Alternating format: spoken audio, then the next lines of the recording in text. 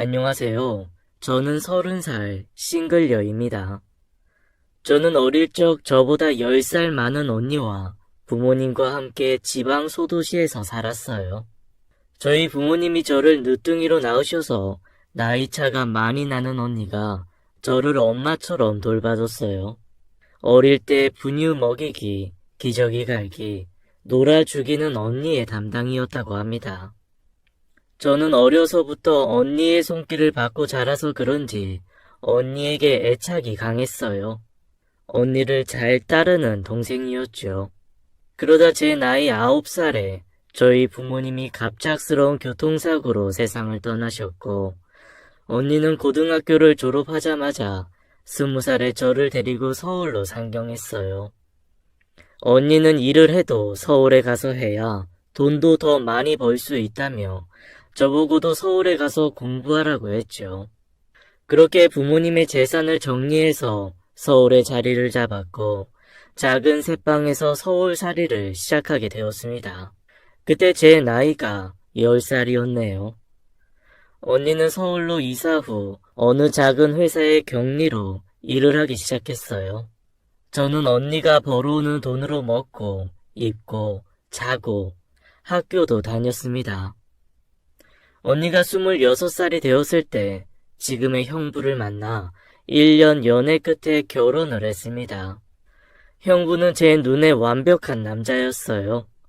성실하고 자상하고 언니에게 잘해주고 저에게도 참 잘해줬습니다.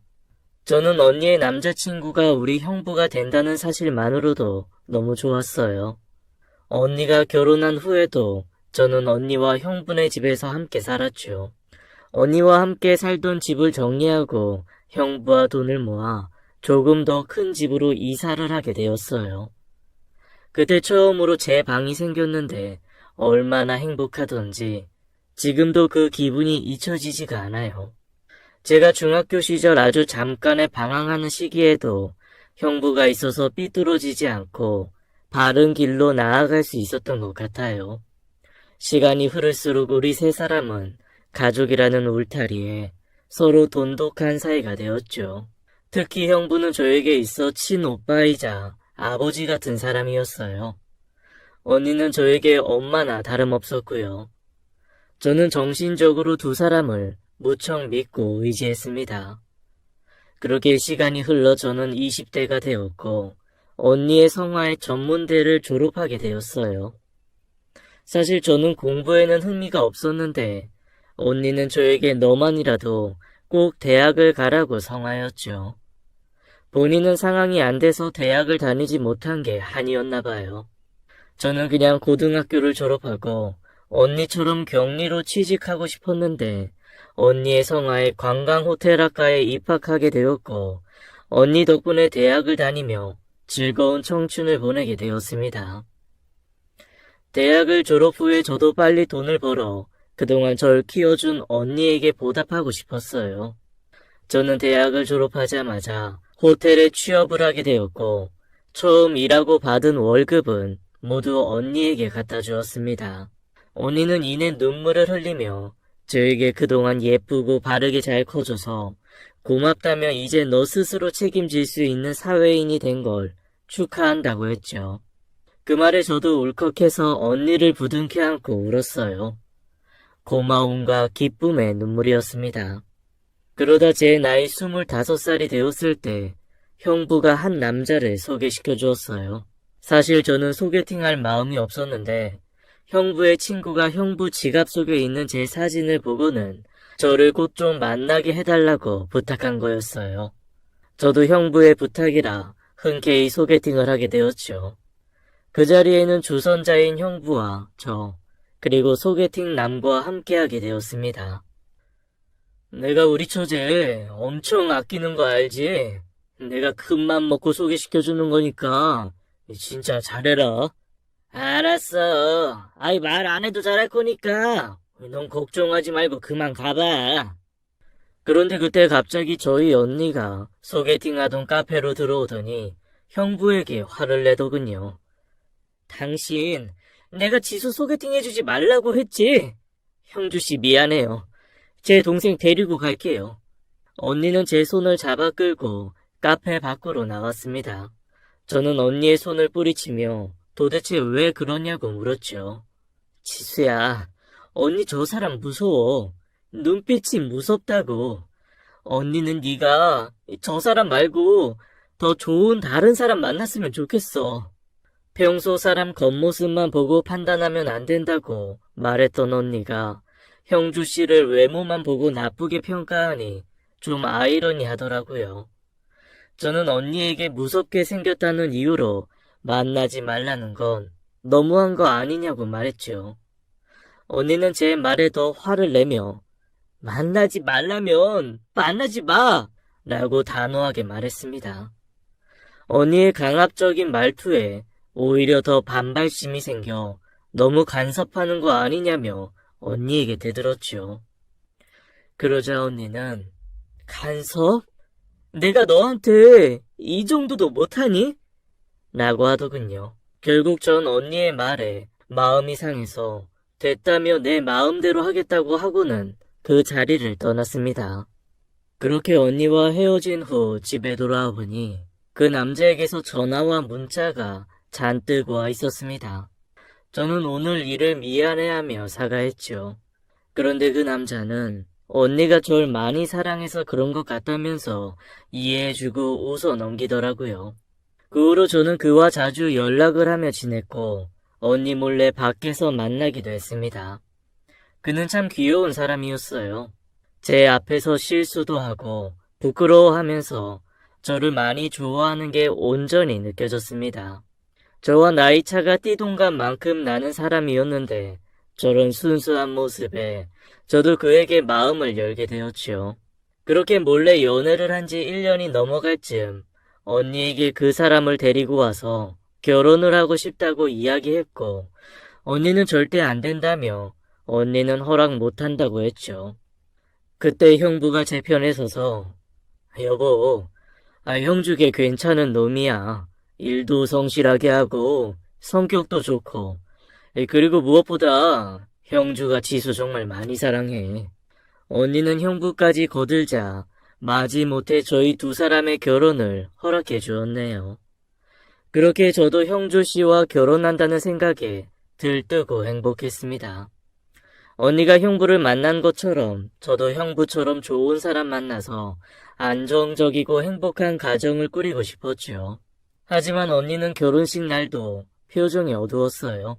언니가 그토록 말리는 결혼을 하는 제가 못마땅한 거였죠. 하지만 전 언니의 마음을 애써 모른 척 했습니다. 저는 남편이 총각 때 살던 집에 들어가서 함께 살게 되었어요. 결혼의 환상이 컸던 저는 아침이면 그에게 맛있는 아침 식사를 차려주고 매 끼니 그가 좋아하는 음식들도 상을 차려주었습니다. 그도 그런 저에게 고마워했죠. 그는 평소 일을 마치고 오면 씻고 밥 먹고 저와 TV 좀 보다가 게임을 하는 게 일상이었습니다. 정말 평범하고 평온했죠. 딱 제가 꿈꾸던 이상적인 가정의 모습이었어요. 그러던 어느 날 남편이 안방에서 미친 사람처럼 소리를 질렀습니다. 여보 무슨 일이야? 왜 그래? 됐어. 됐다고. 되긴 뭐가 됐다는 거야? 복권 당첨됐다고. 1등 됐다고. 여보, 이제 내가 여보 호강시켜줄게. 그날 남편은 절 꼭 안아줬고 그날부터 행복의 나날이 시작될 줄만 알았어요. 돈이 없던 사람이 갑자기 돈이 많아지면 그 사람의 본성이 나온다고 했던가요? 남편은 로또 당첨금을 수령하자마자 일을 그만둬 버렸어요. 평소 안 잊고 깨 굴던 상사 책상에 커피를 잔뜩 부으며 사표를 얼굴에 내던졌다네요. 신나게 얘기하는 남편을 보는데 저는 속으로 그건 좀 아닌 것 같다는 생각이 들었죠. 이 사람이 원래 이런 사람이었나 싶었습니다. 그 후로 남편은 집에서 게임만 하기 시작했어요. 술, 담배, 게임. 이 세 가지가 이 남자 인생의 전부였죠. 게임에 많은 돈을 쏟아부었고 게임 속에서 자기 마음대로 한다면 고가의 아이템을 사기 시작했습니다. 저는 태어나서 게임 아이템이 이렇게 비싼 건지 몰랐어요. 무려 3천만 원짜리 아이템을 산 남편을 보자 저도 인내심의 한계가 다다랐고 결국 남편에게 잔소리를 하게 되었죠. 여보, 당신 해도 너무한 거 아니야? 이제 게임 좀 그만하고 정신 좀 차려. 당신 일 안 할 거야? 이제 취업할 회사도 알아봐야지. 언제까지 집에서 이렇게 빈둥거리면서 돈만 축내고 살 건데. 뭐? 빈둥? 돈만 축내? 이게 어디서 남편한테 정신을 차리라 말아야. 니까짓 게 뭐라도 되는 줄 알아? 야, 어디 감히 하늘 같은 남편이 게임 중이신데 초를 쳐? 저는 그날 처음으로 남편의 돌변한 눈빛을 보았고 남편에게 온몸을 맞아 정신을 놓아버렸습니다. 정신을 차린 후에도 남편에게 맞은 충격이 너무 커서 경찰에 신고할 생각도 못했어요. 저는 방에 쓰러진 채로 피를 흘리며 눈물만 흘렸습니다. 언니가 그렇게 말렸는데 내가 왜 언니 말을 안 들었을까 처음으로 후회가 되는 날이었어요. 다음날 남편은 백화점에서 쇼핑을 했는지 손에 쇼핑백을 잔뜩 들고 나타났죠. 저에게 미안하다며 세상 다정한 남자처럼 안아주고는 자기가 잘못했다고 무릎을 꿇고 빌더군요. 그러면서 소파 위에 당신 선물 사놨다고 한번 보라며 제 앞에 명품 가방이며 옷들을 꺼내어 보여주었습니다. 남편은 어제 자기가 술을 많이 마셔서 큰 실수한 것 같다며 용서를 빌었고 제가 용서해주기 전까지 절대로 일어나지 않겠다는 말에 저는 하는 수 없이 그를 용서해 주었네요. 하지만 한 번이 어렵지 다음부턴 쉽다는 말이 있죠. 그 후로 남편은 툭하면 자기 기분이 안 좋을 때마다 절 때렸습니다. 이제 일상에서 뺨 막는 것 정도는 아무것도 아닌 일이 되었죠. 일주일에 한 번 정도는 남편의 발에 배가 걷어차여 날아갔던 것 같아요. 남편에게 맞을 때마다 언니와 형부에게 달려갈까 생각했지만 언니에게 이렇게 사는 모습을 보여줄 수 없었습니다. 왜냐하면 언니가 알면 너무 속상해할 것 같았으니까요. 그렇게 하루하루 그를 참아내며 지냈습니다.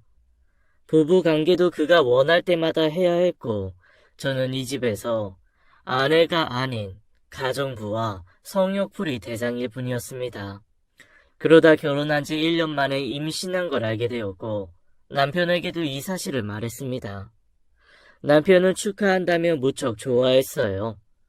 저는 이대로 남편이 정신을 차리고 아빠로서 남편으로서 다시 좋은 사람으로 돌아오진 않을까 내심 기대를 했습니다. 하지만 이미 변해버린 남편은 늘 술과 담배에 쩔어 게임만 해댔고 임신한 제게 매질도 멈추지 않았어요. 임신 3개월이 되었을 무렵 남편이 무슨 바람이 불었는지 친정 언니네 놀러가자며 백화점에 들려 옷이랑 명품 가방을 사들고는 언니네 집으로 가게 되었네요. 남편은 평소 친정 언니에게 악감정을 갖고 있었어요. 친정 언니가 결혼 전부터 저와 남편의 만남 자체를 반대했고 결혼할 때도 호의적이지 않았으니까요. 그런 그가 갑자기 언니네 가자고 하니 싫을 이유가 없었습니다. 왜냐하면 그의 허락이 없으면 전 그동안 집 밖에 마음 편히 나온 적이 없었거든요. 언니를 만난 지도 정말 오래돼서 언니와 형부가 너무너무 보고 싶었죠. 저와 남편은 기분 좋게 쇼핑백을 한가득 손에 들고 언니네 방문했어요. 하지만 언니는 선물을 사들고 와 거들먹거리는 남편의 모습을 보고는 못마땅해 했습니다. 제부, 로또 됐다고 돈 너무 막 쓰는 거 아니에요? 이제 저축도 하고 일도 시작해야죠. 아우 진짜 저축. 처형, 볼 때마다 그 말 좀 그만할 수 없어요? 이래서 가난한 것들은 티가 난다니까. 뭐라고요? 야 김영주, 너 말이 너무 심한 거 아니야? 당장 사과하지 못해? 야, 임마. 너도 그래. 처형이 쥐꼬리만한 월급 받아오는데 도대체 언제까지 처형한테 빨대 꽂고 살래? 넌 쪽팔리지도 않냐? 뭐, 이 자식아? 당장 나가. 당장! 내 집에서 당장 꺼지라고! 언니, 대체 왜 그래? 이가 언니 생각해서 이렇게 사왔는데, 언니 너무하는 거 아니야? 뭐, 너무해? 너도 정신 차려, 이거사. 너도 당장 나가. 이제 우리 집에 올 생각도 하지 마. 누가 오고 싶대? 나도 이제 여기 안 와. 그날 제 남편 때문에 저와 언니는 말다툼을 했고, 그렇게 서로 의절한 채 헤어졌습니다. 그동안 언니와 왕래를 못해서 몰랐는데, 형부가 직장에서 실직한 바람에 4개월째 백수로 지내고 있었다네요. 제 남편이 형부에게 그런 막말을 쏟아내자 언니가 당연히 화낼 만했죠. 저도 그런 제 남편이 정말 미치도록 너무 미웠습니다. 저는 집으로 돌아와 제 친정 식구를 무시한 남편에게 화가 나 대들었죠. 당신 해도 너무하는 거 아니야? 언니랑 형부한테 어떻게 그런 말을 할 수 있어? 나 이제 당신이랑 못 살겠어. 우리 이혼해. 뭐? 이혼? 이게 어디서 이혼 타령이야? 저는 그날 이혼 이야기를 꺼냈다가 지금껏 맞은 것 중에서 가장 심하게 맞았고, 이러다 내가 죽을 수도 있겠다는 생각이 들었습니다. 남편에게 심하게 배가 짓이겨졌고, 저는 다리 사이로 피가 줄줄 흐르는 걸 보았죠. 그렇게 제 첫 아이는 유산되었어요. 저는 병원으로 실려갔고, 병원에서는 가정폭력 정황이 의심된다며 신고하려 하였죠. 하지만 전 계단에서 구른 거라고 거짓말을 해야 했어요. 그렇지 않으면 남편이 당장 언니와 형부를 찾아가 전부 죽이겠다고 했으니까요. 남편은 병원에서 세상 다정한 남편인 척 연기했습니다. 전 아이를 잃은 슬픔도 컸지만 병원에 있는 동안만이라도 남편에게서 해방된 기분에 한편으론 마음이 편했네요. 그렇게 며칠이 지나 퇴원을 했고 집으로 돌아와 똑같은 일상을 보냈습니다. 아직 몸을 다 추스리지도 못한 어느 날 아파서 누워있는 제게 남편이 담배를 사오라고 시키더군요. 저는 슈퍼에 갈 채비를 했고 남편이 화장실에 간 사이에 잽싸게 가방을 싸서 나왔습니다. 집에서 나와 도망을 치는데 혹시나 남편이 내가 짐 싸서 나간 걸 알아챘을까봐 가슴이 두근거렸어요. 뒤에 남편이 쫓아오는 건 아닌지 불안해하며 계속 뒤를 돌아보았고 집에서 어느 정도 멀어졌을 때쯤에서야 마음이 놓였습니다. 그런데 막상 집을 나오니 어디로 가야 할지 모르겠더군요. 제가 아는 곳이라곤 언니네뿐이었죠. 하지만 언니에게 이런 몰골을 보일 순 없었어요. 저는 형부에게 전화를 걸었습니다. 형부네 집 근처에서 형부를 만났고 형부는 멍든 제 얼굴을 보고는 울더군요. 이게 어떻게 된 거야?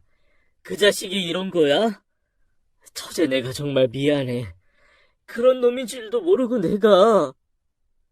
형부는 절 안아주며 한참을 울었습니다. 지수야, 그러지 말고 우리 경찰에 신고하자. 형부, 그건 절대로 안 돼요. 그럼 그 사람이 진짜로 저 죽일지도 몰라요. 저 당분간만 지낼 곳 없을까요? 그럼 우리 집으로 가자. 그건 안 돼요. 언니가 저 이런 거 알면 언니 쓰러져요. 형부는 저에게 지갑에 있는 돈을 다 뺏어주고는 일단 모텔에서라도 지내고 있으라고 했습니다. 저는 그 돈으로 찜질방에 갔어요. 거기서 며칠을 지냈죠. 형부가 준 돈도 다 떨어져 갈 때쯤 형부에게서 연락이 왔습니다. 지수야, 언니 출장 갔어. 일주일간 집에 안 들어온다니까 우리 집으로 어서 와. 저는 언니 몰래 언니네 집으로 갔어요. 그리고 언니가 없는 동안만 그곳에서 지낼 생각이었습니다. 형부는 저에게 편히 쉬라며 안방을 내어주었죠. 저는 그동안 몸도 마음도 너무 지쳐 있었는지 침대에 눕자마자 잠이 들었습니다. 한참을 자고 일어나니 형부가 밥을 한 상 차려 내어주며 어서 먹으라고 했죠. 어제 돈이 다 떨어져서 쫄쫄 굶고 있던 저는 형부가 차려준 음식을 보자마자 허겁지겁 먹었습니다. 음식을 먹다 보니 처량한 내 신세가 슬퍼 눈물이 왈컥 쏟아졌어요. 형부도 저를 달래주다가 안쓰러워하는 마음에 눈물을 흘리더군요. 그날 형부와 함께 부둥켜 안고 엉엉 울었네요. 형부네 머문 지 5일째 되던 날 집으로 남편이 찾아왔더군요. 저는 재빨리 베란다 창고에 숨었어요. 남편은 제 이름을 부르며 집으로 들어왔고 여기저기 뒤지기 시작했죠. 형부는 지수를 왜 여기서 찾냐며 당장 나가라고 소리쳤고 너 같은 친구 둔 적 없다고 다시는 우리 집에 오지 말라며 남편을 쫓아냈습니다. 저는 두근거리는 심장을 진정시키고 창고에서 나왔네요. 형부는 제가 아무래도 여기 계속 있으면 형주가 또다시 찾아올지 모른다며 다른 곳으로 가자고 했습니다. 그렇게 형부 차를 타고 도착한 곳은 다름 아닌 형부의 본가였어요. 형부의 아버지께서 혼자 살고 계셨고 절 그곳에 사정 얘기를 한 후에 맡기게 되었어요. 그렇게 이곳에서 일주일 정도 지냈을 때 제가 샤워를 마치고 욕실을 나오는데 그곳에 언니가 서 있었습니다. 저는 너무 깜짝 놀라 심장이 멎는 줄 알았네요. 언니는 언니의 시아버지께 반찬을 해서 갖다 주러 온 거였죠. 저와 마주친 언니도 저 못지않게 깜짝 놀라며 네가 왜 거기서 나와? 라고 물었습니다. 그때 시아버지가 어리둥절해 하시며 사돈 처녀 우리 집에 와 있기로 한 거 너도 다 알고 있는 거 아니었냐며 얘기하셨죠. 그때 마침 형부가 들어왔습니다. 형부는 당황하며 횡설수설 상황을 설명하려 했지만 언니는 시아버지께 다음에 찾아뵙겠다며 인사를 하고는 저와 형부를 끌고 나갔죠. 형부는 저에게 처제, 우리 이제 그냥 다 말하자 라고 했고 저는 안 된다고 우겼어요. 언니는 저희 둘을 보며 황당해하며 한편 화도 나 있었죠. 동생이 제가 형부네 본가에서 살고 있었으니 얼마나 이 상황이 이상하고 이해가 안 됐겠어요. 그런데 그때 제 남편이 걸어오더군요. 어떻게 알았는지 저를 찾으려 형부의 본가까지 찾아온 거였죠. 당신 여기 있었네. 한참 찾았잖아. 지수는 제가 할 말이 있어서 제가 데려갈게요, 저요. 형부는 안 된다며 저를 못 데리고 가게 하려고 막았습니다. 그러자 언니가 그냥 가게 냅둬. 어차피 우리 얼굴 안 보기로 한 애였어. 라고 했고 저는 그렇게 남편 손에 이끌려서 집으로 갔습니다. 집으로 간 저는 미친 사람처럼 소리를 지르고 물건도 집어던졌어요. 여보, 제발 이혼해줘. 당신이랑 더 이상은 같이 못 살겠어. 제발 이혼해달라고. 제발. 뭐? 이혼? 이게 돌았나? 내가 이혼 얘기 2번 다시 꺼내지 말라고 했지? 어디서 감히 이혼 얘기야? 오늘 진짜 죽어볼래? 퍽퍽. 저는 남편에게 또 맞았습니다. 맞으면서 내가 오늘은 진짜 죽을 수도 있겠구나 싶었죠. 저는 더 이상 저항할 힘도 없어 바닥에 쓰러져 남편이 때리면 때리는 대로 다 맞았네요. 그런데 갑자기 현관문 두드리는 소리가 들렸어요. 당장 문 열어! 지수야! 지수야! 쾅쾅쾅쾅 현관문 두드리는 소리가 나자 남편이 문을 열었고 언니가 저에게로 달려와 쓰러져 있는 저를 감싸 안았죠. 지수야, 지수야 괜찮아? 어떡해. 이 몰골이 이게 뭐야. 저놈한테 맞고 사는 거 그동안 왜 숨겼어. 언니한테 얘기를 했어야지. 이렇게 될 때까지 왜 참은 거야. 언니는 저를 부둥켜 안고 오열했습니다. 언니는 저를 내려놓고는 남편 놈에게 소리치며 달려들었어요. 어떻게 애를 이 지경으로 만들 수가 있어. 네가 사람이야? 이 나쁜 놈아! 남편 놈은 언니를 밀쳐버렸고 언니는 바닥에 내팽겨 쳐지며 쓰러졌습니다. 형부는 언니까지 다치게 하자 남편 놈에게 달려들어 몸싸움을 벌였습니다. 취미로 권투를 배웠던 형부는 남편 놈의 턱을 날렸고 남편은 순간 정신을 잃고 쓰러졌어요. 그때 형부가 언니와 저를 챙겨서 차에 태웠고 저희는 경찰서로 향했죠. 그런데 잠깐 기절했던 남편도 깨어나 저희를 뒤쫓아오기 시작했습니다. 저희는 미친 듯이 도망을 갔고 그놈도 미친놈처럼 따라오더군요. 그러다 교차로에서 순간 형부는 속력을 내서 신호를 건넜고 그놈은 빨간불로 바뀐 교차로에 그대로 직진을 했습니다. 결국 우측에서 오던 트럭이 그놈의 차를 들이박았고 남편은 창문 밖으로 튕겨져 나왔죠. 사고가 크게 났고 형부는 갓길에 차를 세우고 내렸습니다. 저도 덜덜 떨며 내렸고 그놈이 쓰러져 있는 곳으로 갔죠. 트럭 기사는 재수온 붙었다며 욕을 해대고는 119가 아닌 보험회사에 먼저 전화를 걸더군요. 어느 정도 의식이 남아있던 그놈은 제 다리를 붙잡고는 아주 작은 목소리로 말했습니다. 제발 구급차 좀 불러줘. 부탁이야 여보. 살고 싶으면 잘못했다고 빌어. 라고 조용히 속삭였습니다. 잘못했으니까 빨리. 저는 그동안의 서름이 복받쳐 눈물을 흘리며 아주 천천히 구급차를 불렀습니다.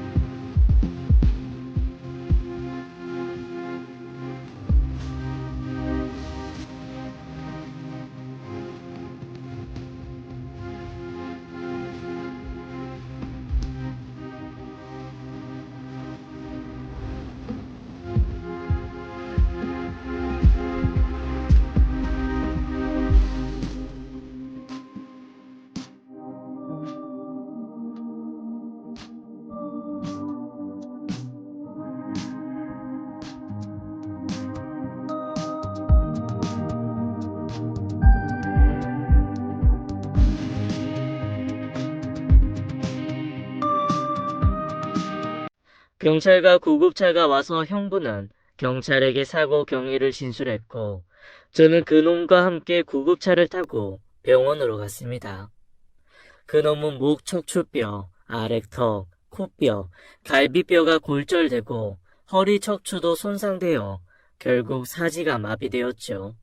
그놈은 자가 호흡만 가능한 상태가 되었습니다. 나를 그렇게 괴롭히던 놈이 이제는 스스로 먹지도 싸지도 못하는 상태가 된 거죠. 저는 병원에서 열심히 내조를 하며 남편 곁을 지켰습니다. 그리고 매일 밤 남편에게 속삭였어요. 여보, 빨리 죽어. 남편이 제게 했던 것처럼 남들이 볼 땐 전 천사 같은 아내였죠. 이게 제가 하는 처음이자 마지막 복수였어요. 그렇게 남편은 2주일을 못 버티고 결국 내사 판정을 받아 저 세상으로 갔습니다. 남편의 장례식을 치르는데 남편을 찾아오는 친구가 한 명도 없었어요. 형부 말에 의하면 남편이 로또가 당첨된 후 주변 친구들을 무시했고 친구들 사이에 남편의 험담이 돌았다고 했습니다. 부모 형제도 없던 남편이었기에 장례식장은 정말 쓸쓸하게 지나갔네요. 장례식이 끝나고 집안을 정리하기 시작했습니다. 좋은 기억보다는 무서운 기억이 많았던 집에서 더 이상 하루도 있고 싶지 않아서 집을 팔았어요. 그리고 상속받은 재산으로 언니네와 같은 아파트, 같은 동으로 이사를 했습니다. 집은 좁지만 언제나 행복했고 마음 편했던 곳으로 왔죠. 저는 언니와 형부와 함께 왕래하며 다시 제 삶을 찾아가고 있는 중입니다. 이사를 하고 남은 자금으로는 형부와 함께 카페를 오픈했어요. 지금은 카페를 운영하며 제 2의 인생을 살고 있습니다. 형부는 바리스타 자격증을 따서 커피를 만들고 전 경영학 관련 도서를 읽으며 카페 운영을 돕고 있네요. 지금은 솔로의 삶을 즐기면서 행복한 시간을 보내고 있답니다. 이제 남자분은 눈이 생길 때까지 결혼 생각은 하지 않기로 했네요. 아니 어쩌면 평생 혼자 살지도 모르겠어요. 돈이 없으면 본성을 숨기고 돈이 많으면 사람의 본성이 나온다는 말이 있던데 제 남편이 딱 그 짝이었습니다. 제 이야기는 여기까지입니다. 긴 글 들어주셔서 감사합니다.